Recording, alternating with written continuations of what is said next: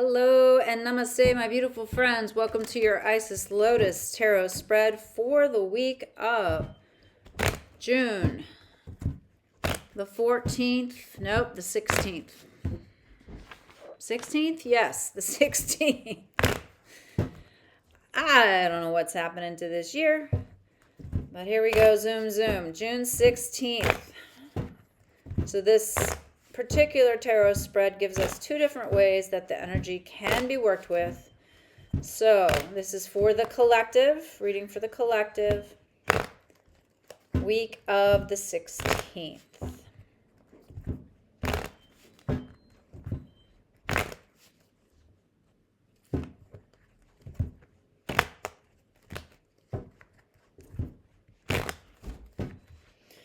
All right, now we start out with a card that indicates the basic past, like where we're coming from. And that is the Knight of Wands. So we're either angry or upset or emotional. We're feeling like we have to make a decision, take an action, do something. We're feeling very pressured. And you, oh my goodness, Nine of Swords, you are worried, okay? Fretting. Now, the environment, Two of Wands, there's some kind of decision that needs to be made. So it almost feels like there's maybe a point of crisis or something like this, and we have to commit one way or the other to a new direction. And as these energies culminate, we have the Page of Pentacles. There will be an idea, a new practical idea that comes forth from this. Now, the key card of the future is the Death card, which means there needs to be an ending. There's something that's just outlived its usefulness. It doesn't belong. It doesn't fit. We can't take it with us. It's got to go. All right. And the opposing forces in play here are, on one side, the Ace of Swords. So starting something new, maybe through that ending, because of that ending, we have to have a new mindset, a new a mental construct, a new idea.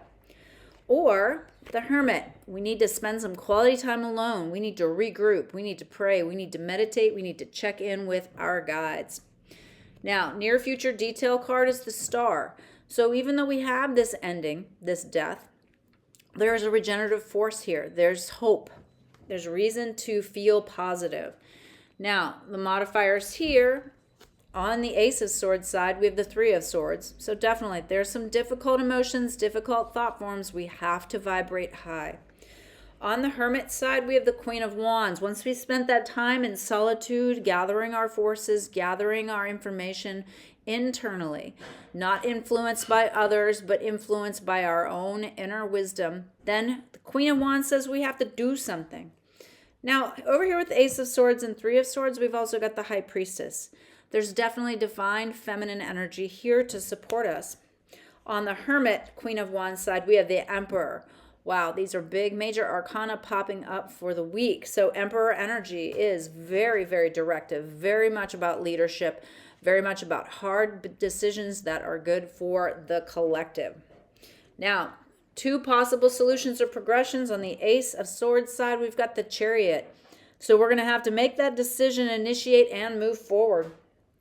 On the Hermit side, we have the Ace of Pentacles. So lots of Ace energy starting here. Paired with the Chariot on the Ace of Swords side, the Eight of Wands. So again, we have to remain adaptable because once you begin to move forward, the terrain will shift. On the Hermit side with the Ace of Pentacles, we have the Ten of Wands, which indicates, hey, you don't have to go it alone. Share the load.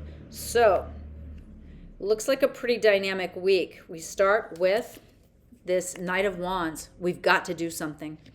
And the Nine of Swords, we're very stressed. There's a high level of worry or concern here.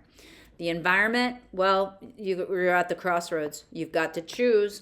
And as these energies culminate, Page of Pentacles, there's a practical, material, wealth-oriented, material goods, food, basics, that kind of fundamentals. The idea comes to us in some way. Now, a key card is, though, the Death card. There's an ending.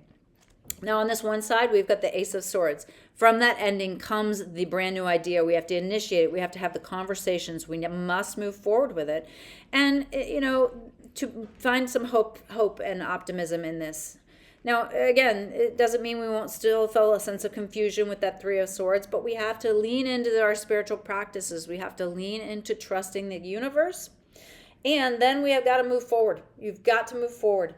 Eight of Wands, and stay adaptable, because there are some unexpected consequences coming forth here.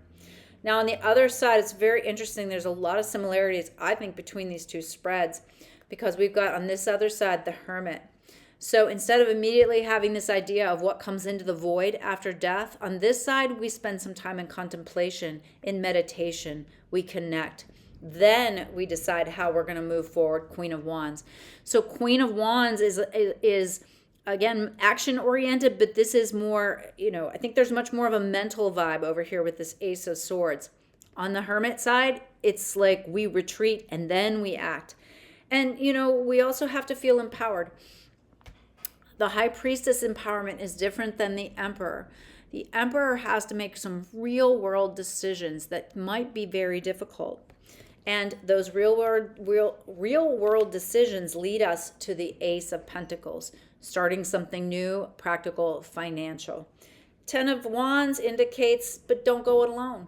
Share the load. Don't take all that responsibility. Yes, you're the queen.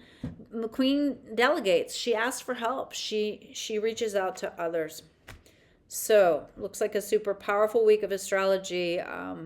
Definitely the transits are lining up to be pretty intense. I wish you the most marvelous week. Be sure to check out the planetary energy forecast, which we'll post tomorrow. And the Celtic cross is on the square between Jupiter and Saturn. So check that out. Thinking of you all. Do your practices, do the work, my friends. We can make it through this. Namaste. Ciao.